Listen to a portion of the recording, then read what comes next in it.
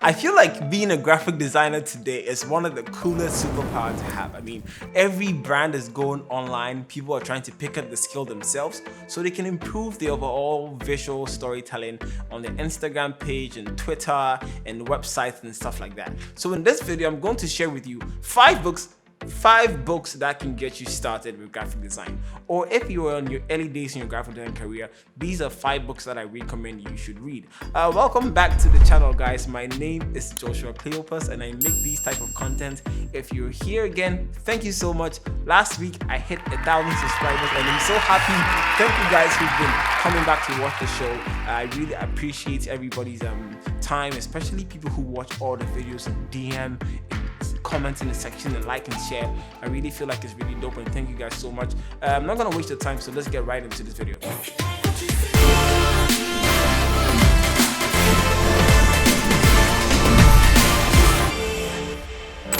Over the years of my graphic design career, I've read quite a number of books, right? These are books that range from pricing to illustration to typography to visual communication.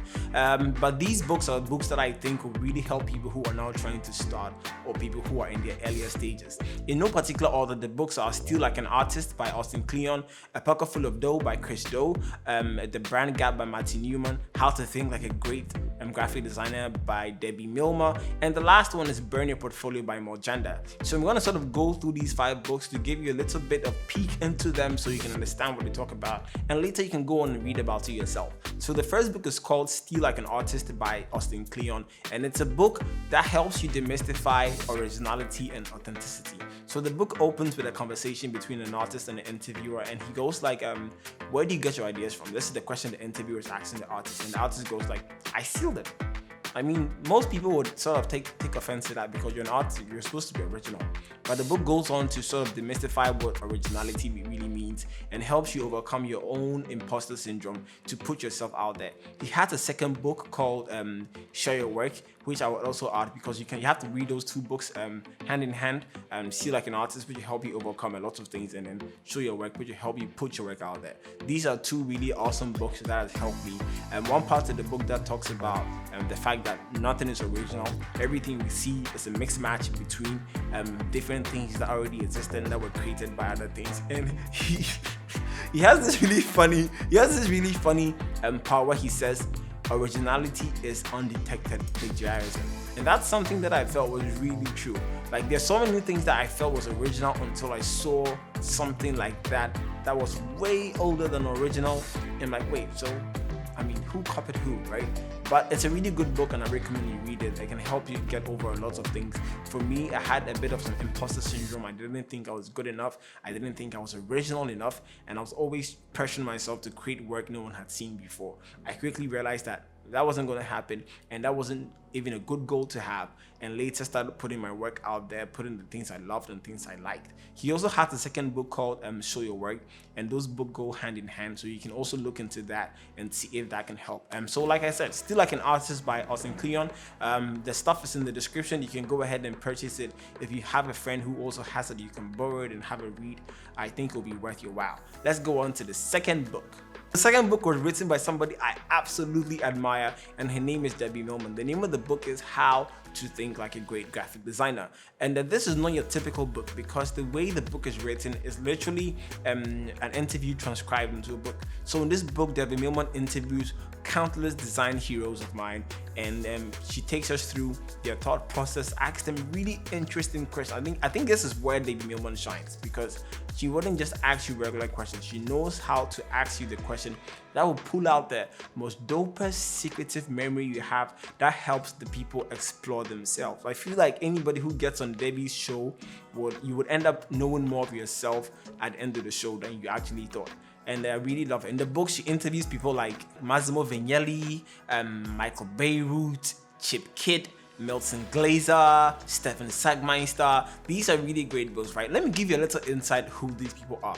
There are a ton of other people, but I mean, these were the conversations that I really enjoy. Michael Beirut is one of those designers who definitely loves to break rules. I mean, for you to know who he is, some of his most popular work are redesigning the brand identity system for Fifth Saks Avenue, MIT Media Labs. You can think of even the MasterCard. If you know MasterCard, he redesigned the MasterCard brand identity. He's a super interesting guy, and he talks a lot about his work and his processes and his thinking, and some really funny, interesting things that you never hear Michael Berry talk about.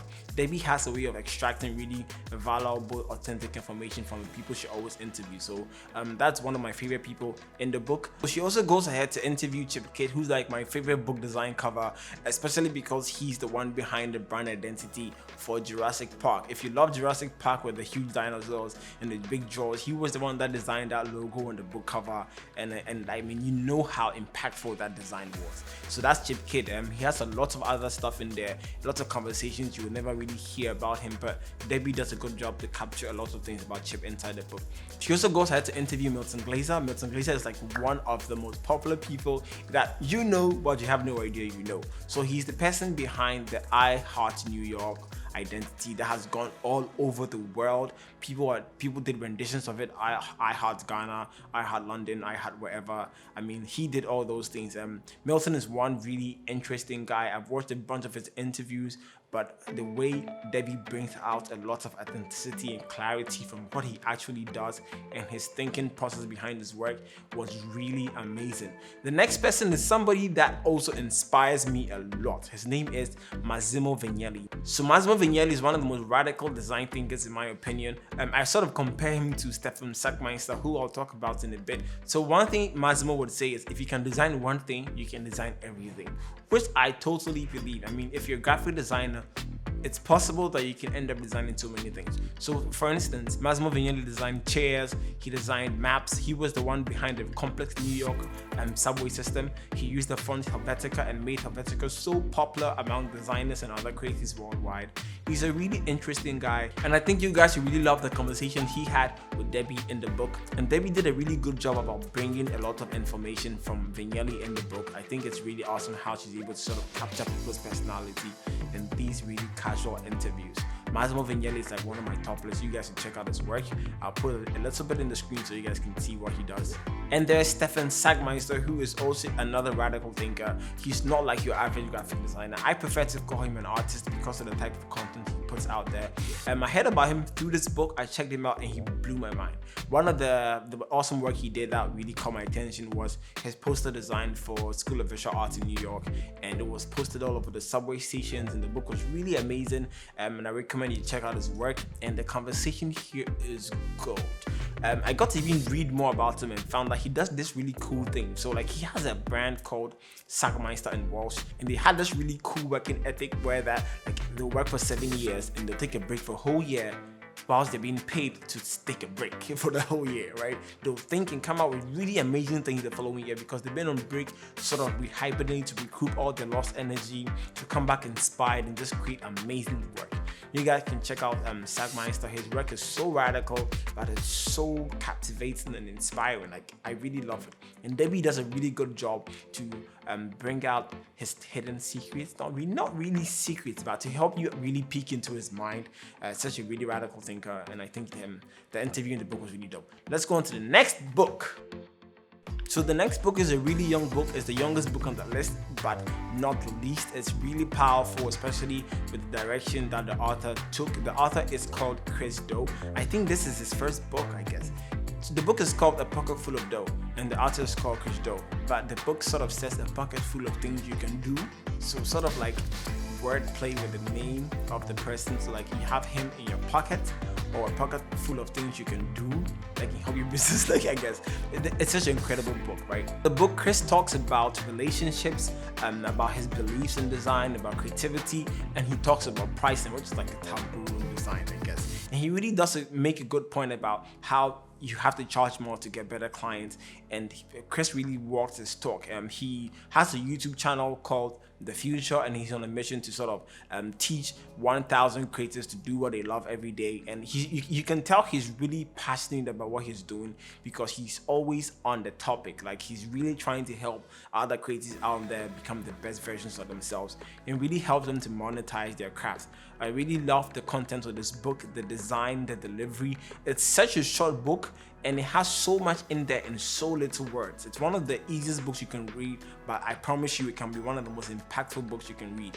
Chris is very active on social media, and he replies, which is like really incredible because there's a ton of people DMing him, and Chris would reply to every single person in there. And he's replied to me. I've been on Clubhouse with him, and he's talked about lots of things. I think Chris is just awesome. So you guys can check out the book, A Pocket Full of Dough. It's in the description, so you can go ahead and link it up. Click the link and purchase it. It's not so expensive, I guess, but you can go ahead and check it out, and I'm pretty sure the book will help you when you're starting out. The next book on the list is called Burn Your Portfolio by Michael Janda, and this book is gold, right? There are lots of things that you learn in design school that doesn't really translate into the real world, or in fact there's so many things you don't learn in design school that you should have learned in design school.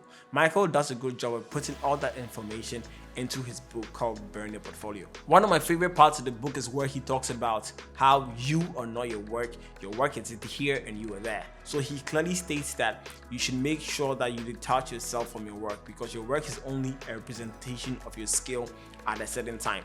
That means you're always growing, and whatever portfolio you have will never fully represent your entire potential. So stop comparing yourself to what you can produce now, because you're always going to keep on growing. And this sort of really helped me understand the concept of growth and self-worth as a creative, and I never really judged myself based on my work.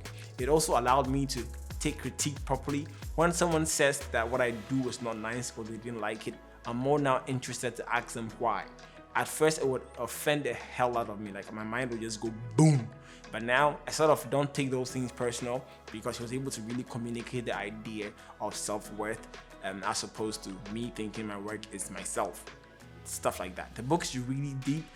Go ahead and check it out. The link is in the description, and I recommend every starting out person, especially if you're leaving design school, you should read that book before you start your career. I absolutely loved reading Burn Your Portfolio by Michael Janda, and I think you should check it out. The link is in the description below. Go ahead and click on it, or ask a friend who has the book, then you can borrow it and read on it, I guess. But it's a really awesome book. Michael is also very active on social media, and he definitely replied to your DMs on Instagram. I sort of hit him up, we had a conversation, and he's a really awesome guy, very open, very funny, and there's so much to learn from him. So even aside the book, you can check him out on social media, on Instagram, and follow him, and just make sure you are consuming his daily content. He does a lot of incredible carousels on the daily that would really help you understand certain concepts in design, pricing, marketing, branding, all that. He's a really amazing guy.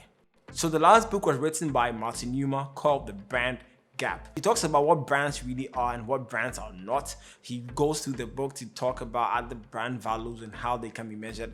And he has these 5 principles, which are differentiation, innovation, creativity, validation, and collaboration.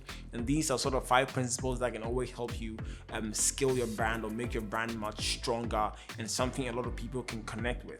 It's a really awesome book. It's quite deep, especially for people who want to dive into marketing and brand building. Even if you want to build a personal brand online, this is a book I recommend you read. Marty has another book called Zach. I recommend you also check that out.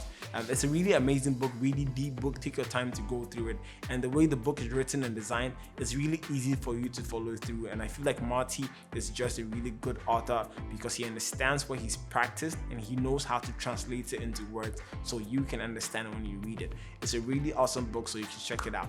Link in the description. So these are my top 5 books I think you should read starting your design career. There's so much more books that can come, but I feel like I'm going to start this video with just these 5, and I recommend you read it. If you go ahead and read any of them, I would love to hear what you think. You can hit me up on Instagram or even put in the comment below, and I would love to hear what you think about the books. I'm really excited about you guys going to check it out because I enjoyed reading them, and it really helped me in my career with my business and with my overall graphic design understanding. As usual, if you like this video, you can subscribe down below and share. Again, I really appreciate all the 1,000 people who have subscribed. I think 1,020 now, or 19, because somebody who has time to unsubscribe from YouTube. That's it. I really appreciate every single person, every single one of you for taking out your time and attention to watch these videos. I didn't even think I could ever get to this 1,000 subscribers, but now I feel like the growth it's a good thing. I'm looking forward to making more videos. Thank you guys so much for commenting and liking and sharing the videos. You guys rock, and I'm going to see you next time with my next video. Peace out.